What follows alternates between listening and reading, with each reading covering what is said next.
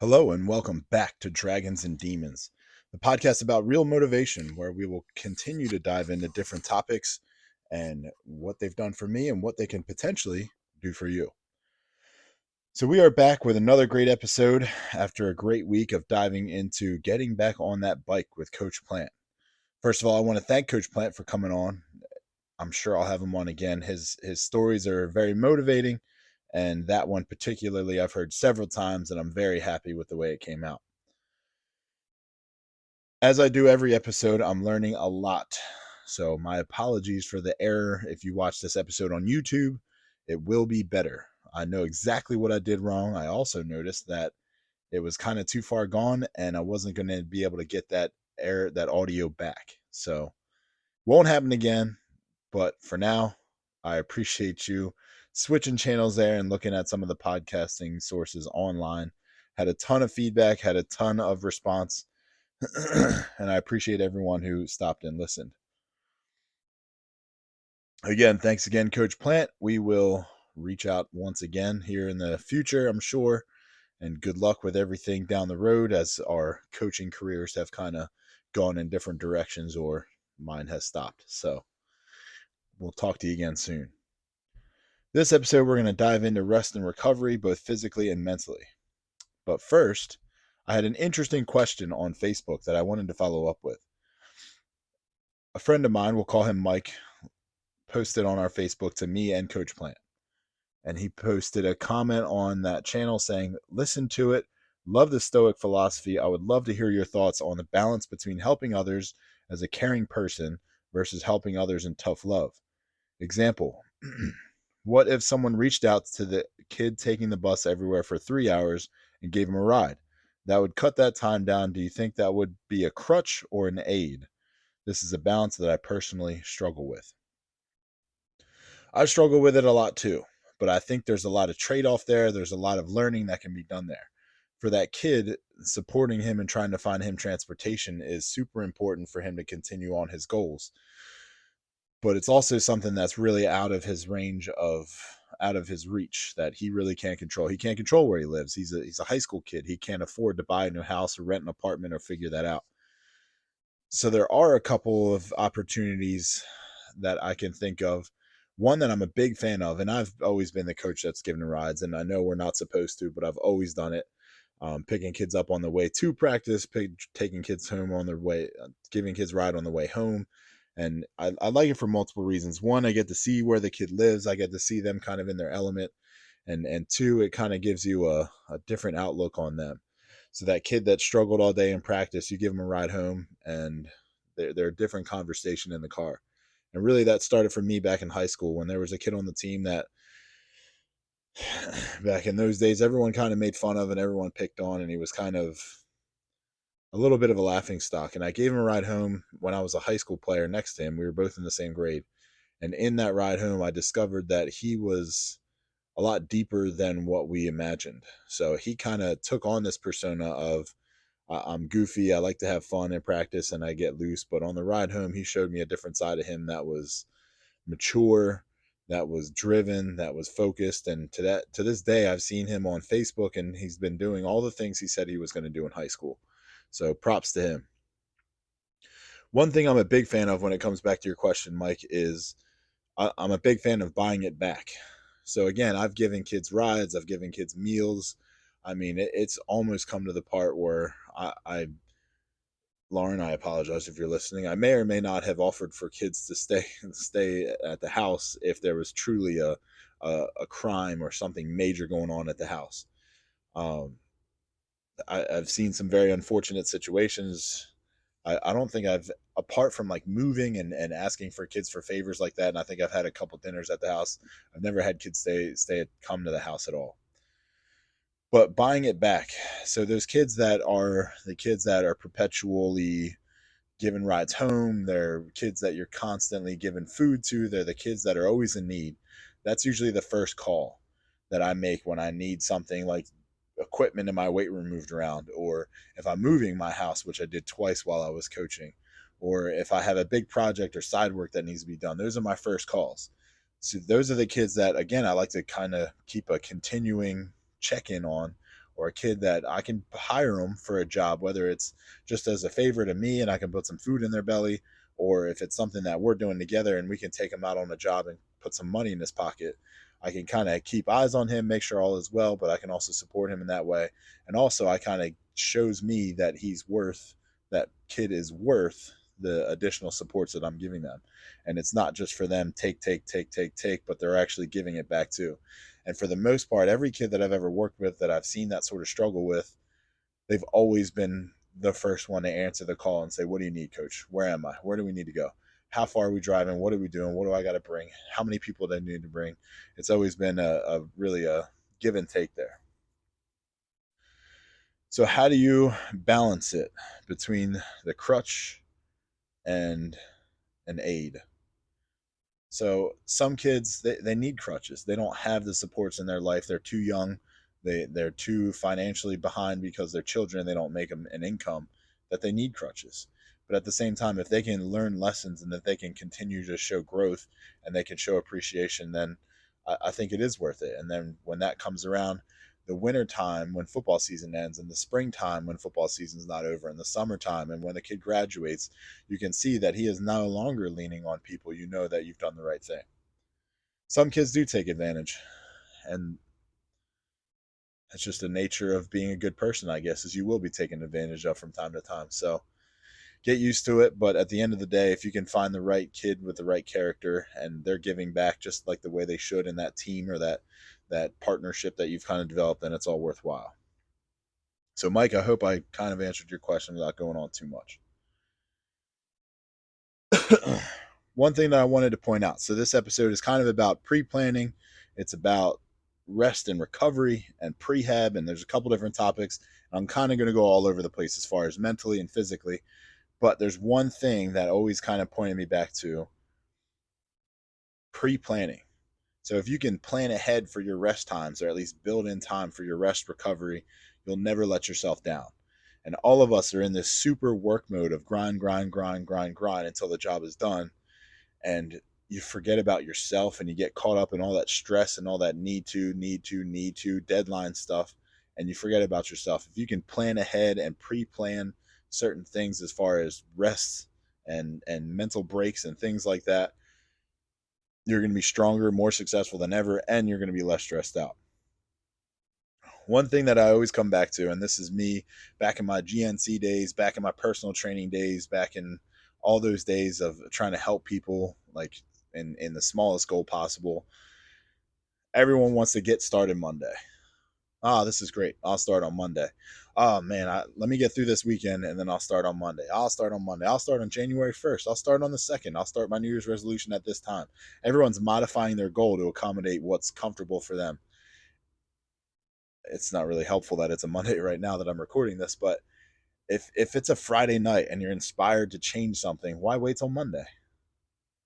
Why wait till Monday? Start on Saturday morning. And everyone wants to get through the weekend. Like I get but the weekend is the easiest time to kind of reset your clock, reset your brain, and get ready for the week ahead. So my question for everyone listening is, if you have a goal, why wait till Monday? Why wait? You can plan Saturday, you can plan Sunday, you can plan Friday night, you can change your habits then. You can get up and eat a healthy breakfast and start a workout Saturday morning. You can meet with someone on a Sunday afternoon to pre-plan for the week because there's an important week ahead. Why wait till Monday? Crack that goal right now. So the first part of this, importance of prehab or stretching. And again, two parts. First part, physically. There are exercises and warm-ups that I do in my workout that I would call prehab, but they're more like a rehab exercise that I've learned through injury that I've always incorporated back into my workouts. So if it's a shoulder thing, I've had rotator cuff issues in the past. I take all those rehab things and I build them back into my workout as like an auxiliary lift. So each one of my lifts is focused on a major body part or major lift. And then outside of that, I'm doing little tiny lifts in between that are just like the rehab workouts. And some of my powerlifting programs and my lifting programs I designed for kids, the kids get bored with them because I'm building in all these ACL strengthening exercises, and I'm building in this knee stability exercise. I'm building in these shoulder stability exercises. And the kids get bored with them because there's no weight. It's not flashy. No one knows about it. But at the end of the day, they're all getting stronger, and their ligaments and everything is getting constructed the right way as they're developing their strength at the top end. So prehab, super important. Introducing those rehabilitative exercises into your workout, important. I'm kind of moving fast here because I know not everybody is listening for workout stuff.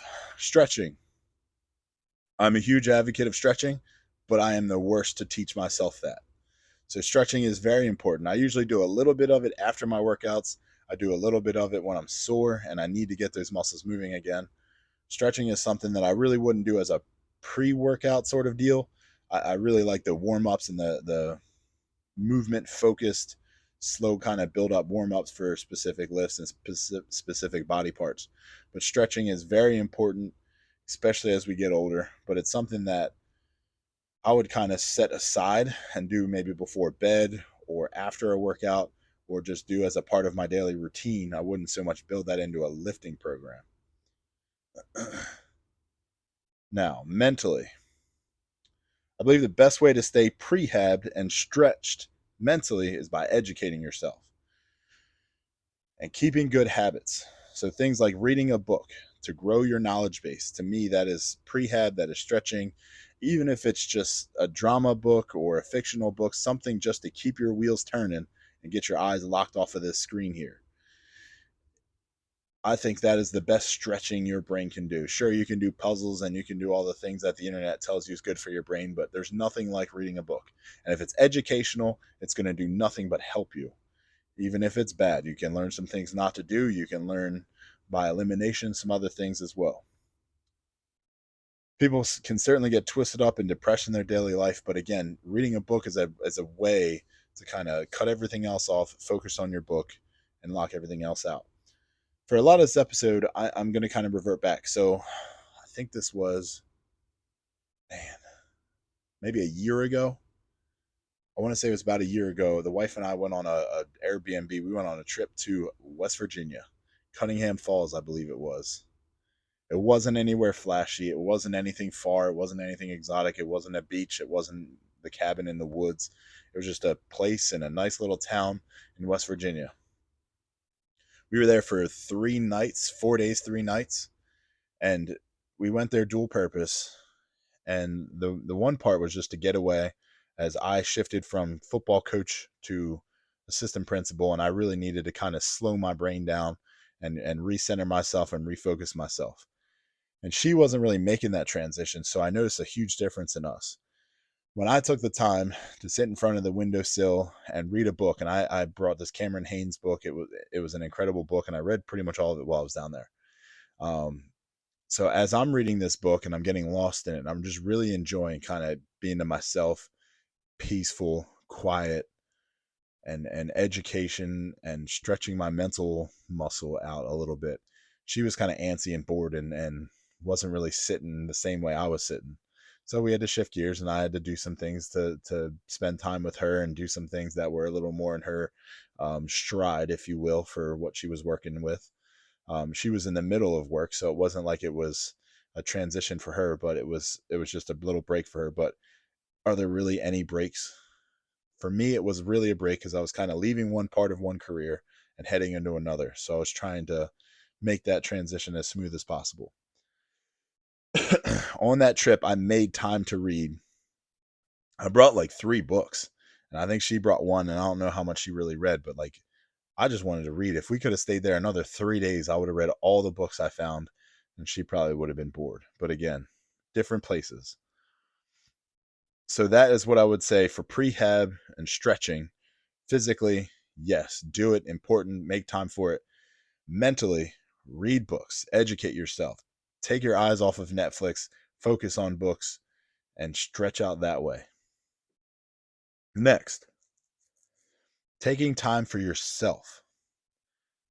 This is extremely important. Again, everyone gets caught up in the grind of the hustle and the bustle and the work week, and everyone's just trying to work. And then when I get a weekend, we can just relax and be ourselves. It's always been a dream of mine to do a few things. So we've kind of done it once, the wife and I, and this is something that as time goes on, we're going to get better with. We've challenged ourselves to do it once or twice before, and it's time to start amping that up and get better with it. So we saw online someone that, I don't know where I saw this, but basically there's a couple, they take a trip. They take a trip once or twice a year, and they go, just the two of them, and they leave their house, they leave their kids daycared with somebody else, and they go out, just the two of them, and they bring a message board, they bring planning guides, they bring books, they bring things to, the two of them are having like a CEO meeting for their family. So they're going out of town, but they're going on a business trip, and they're going to plan out what are their goals, what are their aspirations, what are their goals individually, family, and partnership, and how can I support my partner in their goals, and how can we continue to grow, and how can we make sure that the focus is growth within our family, growth within our connection, growth within our love, growth within our parenting skills, and all the above. So that is the mission of that trip. And then to coincide that, you want to take mini, like once a week, once a month sort of check-ins. And we've done a couple of these, but not as many as I'd like. So this would be the two of us would go out to dinner one night. And again, we're not focused on, it's not a date night. We're not trying to go see a movie and go to dinner and go and check all the things off the list. We're going to one place where it's a little more low key. We're bringing our notebooks, we're bringing our goals, we're bringing our ambitions, and we're checking in to see how things are. So, have I been the supportive husband she needs me to be in her career? Have I been the supportive husband that she needs me to be in the family? Have I been supportive of our kids and their goals? And have we held our end of the deal? And how do we need to recenter ourselves and refocus and get ready to do it all again in the next week? So that's something that I would like to do, something that we need to do better on, and something that we need to kind of refocus ourselves and do. Also, there's a need for a mental break. And again, that trip that I was talking about, I've always, before we came up with that, I was like, let me just take a trip. And I was thinking about doing this before to like begin or stop a diet or a cut for whatever purpose. So we're going to go away for like 4 days. The first 2 days, I'm going to continue eating junk like I did before. And then I'll transition to eating health foods. We're going to cook healthy. We're going to live healthy. We're going to work out. We're going to do all these things. That'll be our kind of our break, our shift. And then to end the diet, so I'm eating healthy. And then boom, that is when we can kind of turn on the junk food, rest and relax, and truly turn everything off. But these mental breaks, whatever they are, they need to be away from the stressors. They need to be, you really need to take your mind out of your email. This isn't a vacation like the family vacation where you're taking the kids and you're going with closer family, you're going with in-laws, you're going with parents, you're going with siblings and their families. That becomes taxing because, man, our summer vacation this year was rough. Watching our two kids and parenting them somewhere outside of our house was chaos, and it was way more stressful than it needed to be. It was not a vacation. It's fun for them, good for them, very happy we went. Parts of it were very fun for us, but it's just taking kids out of their comfort zone and us trying to be the best parents we can when we're away. That is super stressful. The whole time work is still in the back of our brains, and we're still just, when do we get a break? And everyone always says, I need a vacation for my vacation. Well, if you do it right, you won't need one because you'll be truly rested and relaxed. So I recommend taking a day to yourself, taking that mental day off, physical day off to yourself. You don't have to go anywhere. If you can afford to, if you have that alternate option, if you have a family that has a house nearby, if you have a getaway house, then by all means, stay home. Stay home one day, use your appropriate time off, sleep in, cook what you want, eat what you want, do what you want. Don't check your email. Leave your phone in your bedroom for all I care. If you want to play video games for 4 hours, do it. If you want to go outside and just enjoy fresh air, do that. But do it by yourself. I mean, we all live with these demons of chasing our career aspirations and running away from things. Why don't we take time to let things settle in and really focus on the accomplishments we have?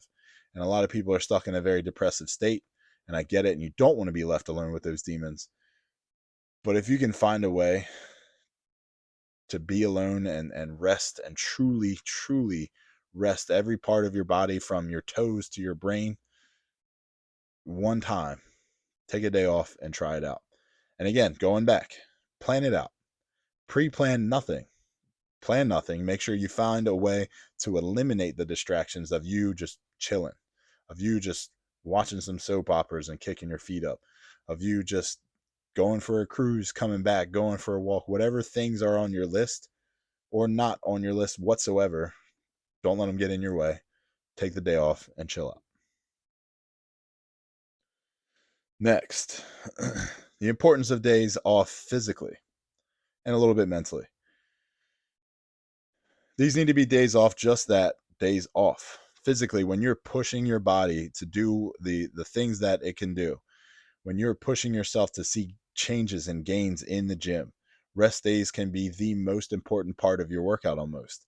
Those, when you are working out and you're weightlifting and even running, you are tearing your muscle fibers into smaller pieces. That rest and relaxation allows for your muscle fiber to build back up, allowing you to do things and be stronger than you were before. So if you rest, which is important, if you rest the right way, where we're not taxing our energy sources and we're not killing ourselves with a calorie cut, then you're going to see those improvements even more. Also, if you're a power lifter like I was, your central nervous system needs it too. So if you're up there pushing maximum effort type of weights multiple times per week, your body is going to hurt everywhere. If you can take that time to relax and truly kick your feet up, that recovery happens so much faster. And you'll notice a lot of power lifters, when they do their powerlifting meets, they deload. So for a week, week and a half to 2 weeks before their big lift, they're not lifting. They're not lifting very heavy. They might be doing some stretching, maybe some repetition work, just to kind of feel the commands and feel the importance of where the bar is and how I align and my setup from my feet all the way up to my shoulder blades, just feeling that. But otherwise, I'm not expending that much energy. I'm really allowing my body to recover and get everything back to where it needs to be, so that when powerlifting day meet comes, I'm all back. Also, taking these days off and are important for your metabolism. Mentally, not taking a day off from work and not watching your calls and messages can spark newfound energy. When you return to work, you can sometimes fire it up with new ideas. When energy levels are low and you're stressed and productivity drops, motivation drops, your estrogen actually rises, your cortisol level rises, your fat increase rises, and your protein consumption and your body's metabolism slows down a little bit. Everybody needs a day to everybody needs a day to yourself. This past year, I took my birthday off. Granted, we had a thing to do and it was scheduled right in the middle of the day. But I took my birthday off. For the last 33 years, I usually make fun of people who take their birthday off. Oh, you can't work through your birthday. It's just another day. Get over yourself. But when I did it, again, we had a photo shoot. And outside of that photo shoot, I just got to spend the day without thinking about work. That might have been the first day off that I did not take for another thing that was important to work. I'm taking days off where I'm running around going to clinics, or I'm going to other professional developments, or I'm running home for a funeral, or I'm running to the doctor for this. Like, I've taken days off for important things, but this is like truly a personal day I took off to be with my wife and be with myself on my birthday. Highly recommend it.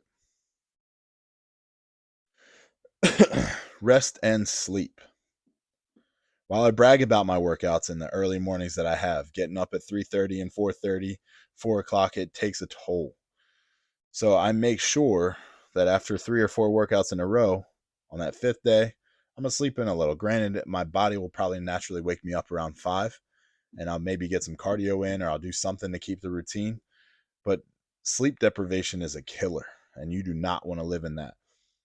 I also do got to be careful not to let my sleep cycle completely shift. So if I allow myself to sleep in at 5:30, 6, 7 o'clock, I got to make sure I do things right that day, or else I'm going to start driving my wake up time and my sleep time all over the map. But again, there are days when I'm like, man, I just need to sleep in. This morning, I just slept in. I have a sinus infection thing going on, and I woke up at my normal time, was going to get a workout in at 4 o'clock, and woke up to my alarm. It was just like everything here in my face hurts. My nose hurts. My nose was swollen. I have all this stuff built up in here, and I was like, you know what? My body's recovery and my immune system needs this more than I need to go down and get a workout in. Yes, I missed the workout. I'll get after it again tomorrow, but I needed that sleep so much, and I could tell because when I woke up, I felt like I was a human again. And the last part, take care of your Ferrari. There are tons of sayings that say treat your body like a temple, not a trash receptacle. I like to think of it, treat your body like a Ferrari, not a Pinto. If you fuel your body the right way and maintain it well, it's going to run nicely for a long time. Rehab starts a few days prior to your workout. Like I said, pre-planning your workouts is super important. Pre-planning your work week is important. Pre-planning the things you do to prep for your work week are important as well. And this might be a mental checklist in your head, but pre-planning these things are important. Are you hydrated enough going into your workout? Are you fueled well enough with your nutrition? For your workout itself, give some thoughts to the needs and the design of your program. Balance and exercise is important. There's actually some, I don't know of anybody who actually follows this, but, and it's probably an anti-powerlifting thing to say. The old adage is you should be able to bench press as much as you row. Bent over row. At my peak, I was benching 585. My row, if I was lucky, might have been 315. I was not well balanced, and you could tell because I could barely touch my back. I couldn't reach my own shoulder like I can now. And the functionality of all the things that I should be able to do was not balanced. So balancing those things out is very important. Again, that goes back to pre-planning. Is my back day, my back and bicep day, just as intense as my chest and tricep day? If I planned that a little better out ahead of time, I might have been in a much better place.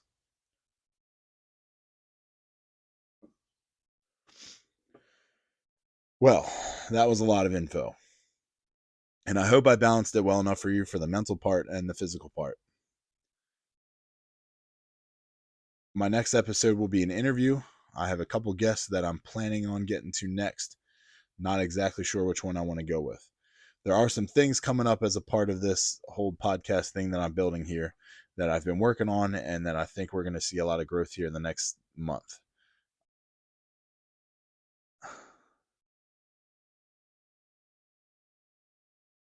Thank you for all the listeners I do have. I think the YouTube views went from like an average of like 8 viewers on each episode to like 150, 160 in the first few days. So if you're watching, keep watching along. Things will get better, and I promise you the audio won't drop out like it did last time.